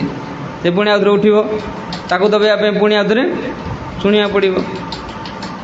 ତେଣୁ ଆମକୁ ଯଦି କୃଷ୍ଣ କଥା ଶୁଣିବାର ଅଛି, ତା ଭିତରେ ମାୟାର କଥା ବହୁତ କମେଇବା, ଧୀରେ ଧୀରେ ଧୀରେ ଧୀରେ ତାକୁ ଜିରୋ କରିଦେବା ଆବଶ୍ୟକ। ମାୟାର କଥା ତାହେଲେ କ'ଣ? ଯାହା କୃଷ୍ଣଙ୍କର ନୁହେଁ। ଯାହା କୃଷ୍ଣଙ୍କର ନୁହେଁରେ ସବୁକିଛି ଆସୁଛି, ସବୁକିଛି ଆସୁଛି। ଏବେ ତ ଯେଉଁଟା ଆମେ ଖୋଜିଥିବା, ଯେଉଁଟା ତା ପାଖରେ ବହୁ ଗୁଡ଼ିଏ ଜିନିଷ ତା ପଛେ ପଛେ ଲାଗିକି ପଳେଇ ଆସୁଛି ନା। ୟୁଟ୍ୟୁବ୍ ଏଇଭଳି ଡିଜାଇନ୍ କରିଛି, ଏଇଭଳି ସେ କରିଛି, ଆମ ମନରେ ମନେକର ଯେଉଁଟା ଆମେ ଭାବୁଥିବା ସେଇ ଜିନିଷଟା ସେଇଦିନ ସେଇଟା ଆସୁଥିବ। ଆମେ ଭାବୁଥିବା ଏଇ ଜିନିଷ ଦେଖିବା ପାଇଁ, ସେଇଟା ୟୁଟ୍ୟୁବ୍ରେ ସେଇଦିନ ସେଇଟା ଆସିଥିବ। ଆମେ ବହୁତ ଆଗ୍ରହରେ ସେଇଟାକୁ ମାରିଦେବା। ତେଣୁ ଯେଉଁଟା ମାରିଦେବା, ସେଇଟା ମାରିଲା ପରେ ଆଉ ତା ପାଖରେ ଆଉ 10ଟା ଲିଙ୍କ୍ ପଳେଇ ଆସିଥିବ, ତାକୁ ବି ଦେଖିବା। ତେଣୁ ଆମେ ଯେଉଁଟା ପାଇଁ ଇଚ୍ଛା କରିଥିଲେ, ଯେଉଁଟା ଖୋଜିବା ପାଇଁ ବା ଭଗବାନଙ୍କର କିଛି ସୁନ୍ଦର କଥା ଶୁଣିବା ପାଇଁ ଯେଉଁଟା ପାଇଥିଲେ, ସେଇଟା ନ ଶୁଣିକି ଆମେ ଆଉ ଅଲଗା ଘଣ୍ଟାଟି ସମୟ, 2 ଘଣ୍ଟା 3 ଘଣ୍ଟା, ଜଣ ଜଣଙ୍କ ରାତି ବି ଶେଷ ହେଇଯାଉଛି ଖାଲି ମୋବାଇଲ ଟିକି ଟିକି ଟିକି ଟିକି। ହଁ, এইসব মায়ার কথা। ସେ ମାୟାର କଥା ଆମେ ଯେତେ ଶୁଣିବା, ସେତେ ଆମେ ମାୟାରେ ଆମ ହୃଦୟର ମଇଳା ଯାହାଟେ ବସିକି ଅଛି, ଯେତେ ଦର୍ପଣ ମାର୍ଜମ ସଫା ତ ହେଇକି ଅଛି, ତ କୃଷ୍ଣ କଥା ଶୁଣିକି ସେ ମଇଳା ବସିକି ଅଛି, ପୁଣି ଆଉଥରେ ମଇଳାକୁ ଘାଣ୍ଟିବା। ଯେତେବେଳେ ପରୀକ୍ଷିତ ମହାରାଜଙ୍କୁ ଅଭିଶାପ ଦିଆହେଲା, ଅଭିଶାପ ଦିଆହେଲା ପରେ ସେ ଖୋଜିଲେ କ'ଣ କରିବେ। ଆମକୁ ଯେତେବେଳେ ମାନେ ଗୋଟେ ରୋଗ ହେଇଯାଉଛି, ଆମେ କ'ଣ କରୁଛେ? ଖୋଜୁଛେ କେଉଁଠି ଆମେ କେମିତି ବଞ୍ଚେ, ରୋଗଟା ଭଲ କରିବା। ଅତି ଗୋଟେ କ୍ରିଟିକାଲ ରୋଗ ହେଇଯାଇଛି, ତାକୁ ଆମେ କ୍ରିଟିକାଲ ବହୁତ ଗୁଡ଼ିଏ, କେଉଁ ମେଡ଼ିକାଲ ଯିବା, ଆମେ କେଉଁଠି ଠିକ୍ ହେଇପାରିବ, ଏଇଟାକୁ ଖୋଜୁଛେ ଆମେ। ସେ ସମୟରେ ରାଜାଙ୍କର କ'ଣ ପଇସାର ଅଭାବ ଥିଲା? ପରୀକ୍ଷିତ ମହାରାଜଙ୍କର ଅଭାବ ନଥିଲା ନା କିଛି। ତେଣୁ ସେ କେତେ ଚେଷ୍ଟା କରିଥାନ୍ତେ ସାପକୁ ସବୁ ବଞ୍ଚିବା ପାଇଁ, କିନ୍ତୁ ସେ ଖୋଜିଲେ କ'ଣ କରିବେ। ଅନେକ ଲୋକ ଆସି ଅନେକ ଗୁଡ଼ିଏ ତାଙ୍କୁ କଥା ଶିଖେଇଲେ। କିଏ କହିଲା ଯୋଗ କରିବା ପାଇଁ, କିଏ କହିଲା ଯଜ୍ଞ କରିବା ପାଇଁ, କିଏ କହିଲା ଗୋଟେ ମନ୍ତ୍ର ଶିଖିବା ପାଇଁ, ତପସ୍ୟା କରିବା ପାଇଁ, କିଏ କହିଲା ଗୁଣିଗାରେଡ଼ି ସାଧନ କରିବା ପାଇଁ, କିଏ କହିଲା ଦାନ ପୁଣ୍ୟ କରିବା ପାଇଁ। କିନ୍ତୁ କେଉଁଥିରେ ତାଙ୍କର ଇଏ ଦେଖିଲେ, ଇଏ ଯାହା ବି କଲେ ମଧ୍ୟ ଇଏ ପରିପୂର୍ଣ୍ଣ ହୋଇପାରିବନି, କେଇଟା ରକ୍ଷା କରିପାରିବେନି। ତାକୁ ନିର୍ଭୟ କେଉଁଟା ଦେଇପାରିବେନି, ମୃତ୍ୟୁର ଭୟକୁ କେହି ରକ୍ଷା କରିପାରିବେ ନାହିଁ, କେବଳ ମାତ୍ର ହରି କଥା ଶୁଣିବା। ତେଣୁ ସେ କେବଳ ଗୋଟିଏ ମାନେ ଭଗବାନଙ୍କର ଶୁଦ୍ଧ ଭକ୍ତ ସେହି ସମୟରେ ତାଙ୍କୁ ମିଳିଗଲେ। ସୁଖଦେବ ଗୋସ୍ୱାମୀ ଆତ୍ମାରାମରେ ଯାଇଥିଲେ, ଅତି ଶୁଦ୍ଧ ଭକ୍ତ। ସୁଖଦେବ ଗୋସ୍ୱାମୀ ରାଧାରାଣୀଙ୍କର ଅତି ପ୍ରିୟ ଶୁଆ। ଭଗବାନଙ୍କର କେତେ, କୃଷ୍ଣଙ୍କର କେତେ ଲୀଳା ଚରିତ ସେ ଜାଣିନଥିବେ, ତାଙ୍କୁ ପାଇଗଲେ। ତାଙ୍କୁ ଭରସା କଲେ, ଯଦି ମୁଁ ଏତେ ସୁନ୍ଦର କଥା ଶୁଣିବାର ସୁଯୋଗ ପାଇଲି, ତାକୁ କାହିଁ ହାତ ଛଡ଼ା କରିବି? ଖାଇବିନି, ପିଇବିନି, ଶୋଇବି ନାହିଁ ବି। ଏତେ ଶ୍ରଦ୍ଧାରେ ସେ ଶୁଣିଲେ, ବହୁତ ଧ୍ୟାନରେ ଶୁଣିଲେ ସେ। କାହିଁକି? ମୃତ୍ୟୁ ତାଙ୍କର ଅତି ନିକଟରେ ଥିଲା। ତା ଶୁଣିଲା ପରେ କ'ଣ ମୃତ୍ୟୁରୁ ବଞ୍ଚିଗଲେ ସେ? କି ମୃତ୍ୟୁରୁ ବଞ୍ଚି ନାହାନ୍ତି, ମୃତ୍ୟୁକୁ ଡେଇଁକି ପଳେଇଲେ। ସେ ମୃତ୍ୟୁକୁ ପାର ହେଲେ କିନ୍ତୁ ଡେଇଁକି ପଳେଇଲେ। ଗୋଟେ ନଦୀରେ ପହଁରିକି ଯିବା, ନଦୀକି ଡେଇଁକି ପଳେଇବା, ନଦୀରେ ବୁଡ଼ିକି ମରିବା, ଆଉ ନଦୀକି ଡେଇଁକି ପଳେଇବା। ନଦୀକି ବୁଡ଼ିକି ମରିବା ମାନେ କ'ଣ ନା ନଦୀକି ମୁଁ ଯିବିନି, ନଦୀକି ଯିବିନି ମାନେ ନଦୀରେ ମରିବାନି। କିନ୍ତୁ ନଦୀକି ଯଦି ଆମେ ଡେଇଁକି ପଳେଇବା ତାହେଲେ ଆମକୁ ଆଉ ନଦୀର ଭୟ କିଛି ନଥିବ। ସେଇଭଳି ମୃତ୍ୟୁର ଯେଉଁ ତାଙ୍କର ଥିଲା ଘାତ ଥିଲା, ମୃତ୍ୟୁର ଘାତକୁ ସେ ଡେଇଁକି ପଳେଇଲେ, ଆଉ ଭୟ ତାଙ୍କର ରହିଲା ନାହିଁ। କେମିତି? ଭଗବାନଙ୍କର କଥା ଶ୍ରବଣ କରିବା ପାଇଁ, କଥା ଶ୍ରବଣ କରି। ସେମିତି ବିଦୁର କ'ଣ କଲେ? ଆମେ ଶୁଣୁଛେ କିଏ ଶ୍ରବଣକୁ ଏତେ ଗୁରୁତ୍ୱ ଦେଇଛନ୍ତି କିଭଳି କରି, ଆମେ ତ କହିଦେଲେ ହେବନି। ବିଦୁର ଯେତେବେଳେ ଯୁଦ୍ଧ ହେଲା, ଯୁଦ୍ଧ ଛାଡ଼ିକି ପଳେଇଲେ, କହିଲେ ମୁଁ ଯୁଦ୍ଧ କରିବିନି। ଯୁଦ୍ଧ ନକରି ସେ ତୀର୍ଥ ସ୍ଥାନ ବୁଲିଲେ, ଚାରିଆଡ଼େ ବୁଲିଲେ, ପୁରା ଉତ୍ତର ଭାରତ, ଦକ୍ଷିଣ ଭାରତ, ପୂର୍ବ ଭାରତ, ପଶ୍ଚିମ ଭାରତ, କେନ୍ଦ୍ର ଭାରତ, ସବୁଆଡ଼େ ବୁଲିଲେ। ଭାରତ ବାହାରେ ବି ଯେତେ ତୀର୍ଥ ସ୍ଥାନ ସବୁଆଡ଼େ ବୁଲିଲେ, କିନ୍ତୁ ତାପରେ ମଧ୍ୟ ତାଙ୍କର ଶାନ୍ତି ହେଲାନି। ସେ କହିଲେ ମୋତେ କଥା ଶ୍ରବଣ କରିବାକୁ ପଡ଼ିବ। ତେଣୁ ସେ ଖୋଜିଲେ ମୋତେ କିଏ କହିବ, କିଏ ମୋତେ ଭଗବାନଙ୍କ ବିଷୟରେ କହିବ। ସେହି ସମୟରେ ଉଦ୍ଧବ ଥିଲେ। ଉଦ୍ଧବ କହିଲେ ମୁଁ କହିବିନି। ଆଉ ଜଣେ ଋଷି ଅଛନ୍ତି, ମୈତ୍ରେୟ ଋଷି, ସେ ଭଗବାନଙ୍କର ଯେତେବେଳେ ଶରୀର ଛାଡ଼ିଥିଲେ ସିଏ ବି ଦେଖିଛନ୍ତି, ଆଉ ସିଏ ବହୁତ ବଡ଼ ଜ୍ଞାନୀ। ମୈତ୍ରେୟ ଋଷି, ମୈତ୍ରେୟ ମୁନିଙ୍କ ପାଖକୁ ଯାଅ, ସିଏ ତୁମକୁ କହିବେ। ଯେତେବେଳେ ମୈତ୍ରେୟ ମୁନି ପାଖକୁ ଗଲେ, ତାଙ୍କଠୁ ଏଇ ସୁନ୍ଦର କଥା ସବୁ ଶ୍ରବଣ କଲେ, ତାପରେ ଯାଇକି ନିଜର ହସ୍ତିନାପୁରକୁ ଗଲେ, ନିଜ ରାଜ୍ୟକୁ ଗଲେ। ଏଭଳି ଅନେକ ସୁତ ଗୋସ୍ୱାମୀ, ଯେଉଁ ସନକାଦି ମୁନିଗଣ, ସନକାଦି 10,000 ମୁନି ଋଷିମାନେ ଏକାଠି ହେଇଥିଲେ। କଳିଯୁଗର ଆରମ୍ଭରେ ଯଜ୍ଞ କଲେ। ଯଜ୍ଞ କରି କେତେ ହଜାର ବର୍ଷ ଯଜ୍ଞ କଲେ। ସେମାନେ 1000 ବର୍ଷ ଯଜ୍ଞ କଲେ। ସବୁ ଯଜ୍ଞର ଧୂଆଁରେ ସବୁ କଳା କଳା ପଡ଼ିଗଲା। ମାନେ ସବୁବେଳେ ଯଜ୍ଞ ଚାଲିଲା। ଯଜ୍ଞ କରି ସେମାନେ କିଛି ଫଳ ପାଇଲେ ନାହିଁ। ସେ ସମୟରେ ତାଙ୍କୁ ତାପରେ କହିଲେ ନାହିଁ, ଯଦି ଯଜ୍ଞରୁ ଫଳ ମିଳୁନି ତାହେଲେ ଆମେ କଥା ଶୁଣିବା। କାହାଠୁ କଥା ଶୁଣିବା? ସୁତ ଗୋସ୍ୱାମୀଠୁ କଥା ଶୁଣିବା।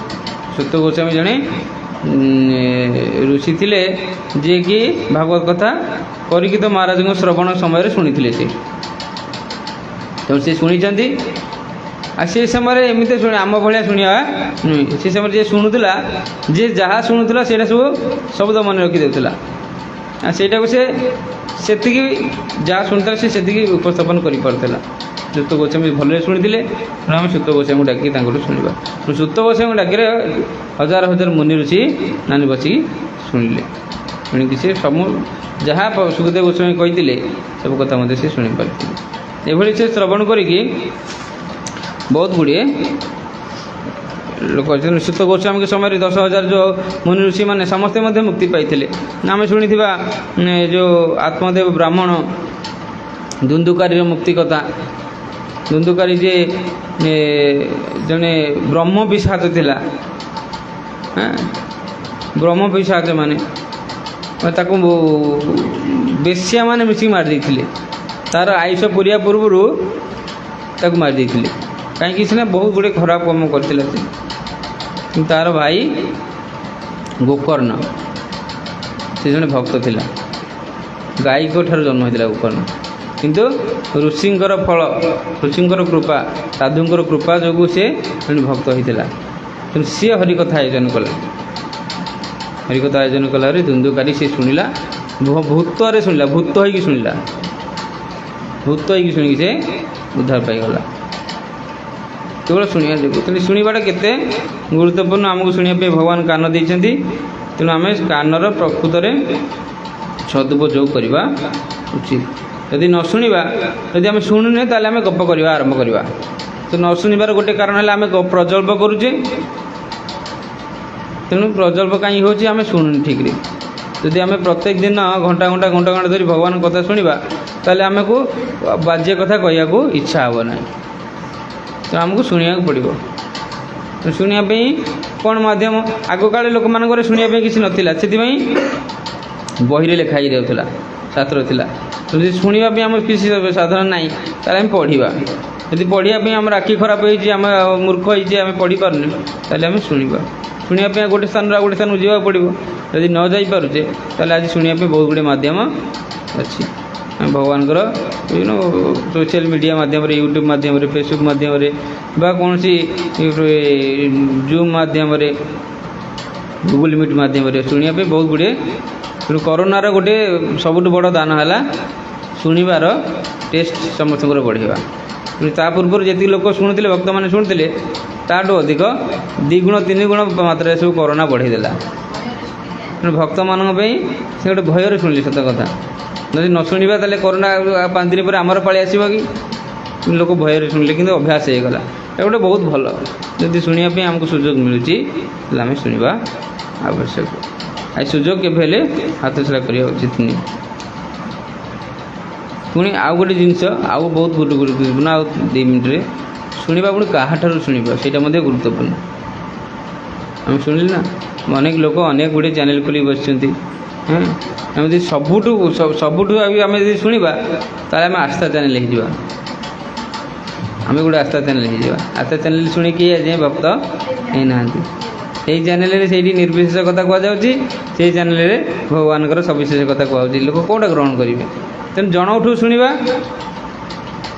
गोटे गोटे तत्व पर शुणा गोटे प्रकार ऑर्गेनाइजेशन भी गोटे प्रकार शुणिले आम द्वंद्व सृष्टि हे ना लोक ये द्वंद्व हिंदू धर्म और सनातन धर्म को घृणा कर सनातन धर्म को स्वीकार कर पाना सनातन धर्म विरोध में कर द्वंद्व मन में अच्छी भगवान आकार अच्छी ना नाई किए कौन आकार अच्छी कि 5 जन को शुणिले भगवान आकार अच्छी भगवान आकार ना भगवान विभिन्न रूप में अच्छा भगवान एक रूप भी अच्छा से जेहेतु जत को नहीं कला भगवान सबुठ किसी भगवान भी अनेक पाखे अच्छा भगवान एक पाखे अच्छा कि से बुझीपार से कथा भक्त हेल्ले बुझीपार आम बुझीपारे भगवान 3 प्रकार अच्छा भगवान ब्रह्मेति परमात्मेति भगवान इति शब्दते मान ब्रह्म आकार अच्छा भगवान परमात्मा आकार अच्छा भगवान आजे भगवान सुंदर साकार विग्रह भी अच्छी केमी से जमी आम देखुचे जदि आम दूर देखुचे तेल पहाड़टा गोटे नेलिया जिनस देखा जदि पाखु जा देखा ता भीतर आम बहुत बड़ बड़ सुंदर गछ कि पत्थर एसब देखिपारे तेणु आम केते दूर देखुचे भगवान को शरीर ब्रह्मज्योति बाहर कि से कहते भगवान से ब्रह्मज्योति भगवान लाइट तो लाइट टाक आम सूर्य को देखा सूर्य भी गोटे लाइट भाई देखा ता भीतर कौन कौन होम से जापर कारण दूर में अच्छे यदि सूर्य पाखु जावा ताले सूर्य भितर कौन हो देखिपर गोटे सूर्य गोटे ग्रह ना सूर्य गोटे नक्षत्र बोली आम देखिपर आउ टी सूर्य भितर को जावा जब आम जापर ताले सूर्य भितर केमी लाइट हो सी गोटे सूर्य देवता कि कौन से रथ चक्कर चलती ना कौन सब जिन जापर तेणु आम दूर में अच्छे बोली आम जापर तेणु न जानापी भगवान आमको शास्त्र देइछन्ति साधु देइछन्ति आ गुरु देइछन्ति तेणु शुणा हूँ 3 प्रकार 3टा सोर्स जदि जड़े शुणिला ताले सेटा को ठीक श्रवण बोली कहवा गोटे साधु शास्त्र आ गुरु